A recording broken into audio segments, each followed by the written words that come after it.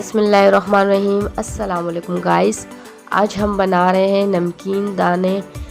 ये जो baby corn होती है ये मैंने ली है, इसके नमकीन दाने बनाने हैं। बहुत ही आसान तरीके से मैं आप लोगों को बनाना सिखाऊंगी और बहुत ही सॉफ्ट और बहुत ही मज़ेदार होंगे। तो चलते हैं अपने रेसिपी को स्टार्ट करते हैं। तो सबसे पहले तो मैंने एक फ्राई पैन ले लिया है, इसमें 1 चम्मच घी मैंने डाल दिया है।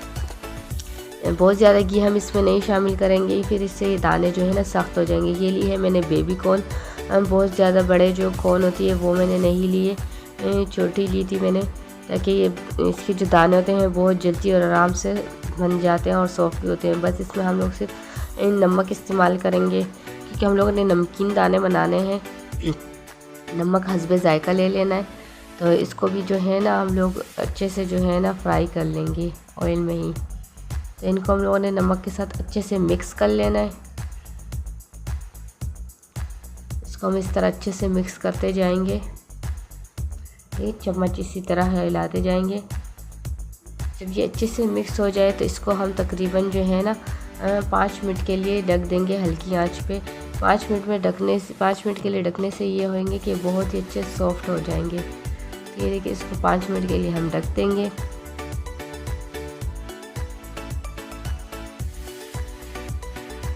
5 मिनट हो चुके हैं। इसको जो है ना हम जैसे जो है चम्मच चला देंगे और एक जो है ना आधा नींबू का रस जो है वो हम इसमें छिड़क देंगे। इससे जो है ना बहुत ही अच्छा फ्लेवर आएगा, चटपटे हो जाएंगे। और इसको अच्छे से चम्मच चला देंगे और इसको मिक्स कर लेंगे। इस तरह चम्मच चलाते जाएंगे।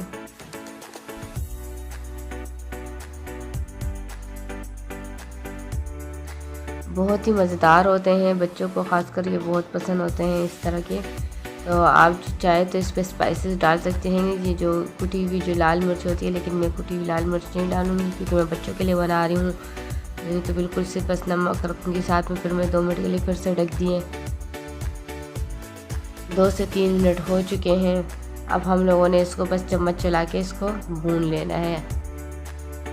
ठीक है, बस अब इसको और हम लोग जो है ना ढकेंगे नहीं, अभी सिर्फ चम्मच चला के इसको हम लोगों ने भून लेना है। तो चम्मच चलाते जाएंगे। तो देखिए तकरीबन ये बिल्कुल डन हो चुके हैं। इसको मैं भी आपको प्लेट आउट करके दिखाती हूँ।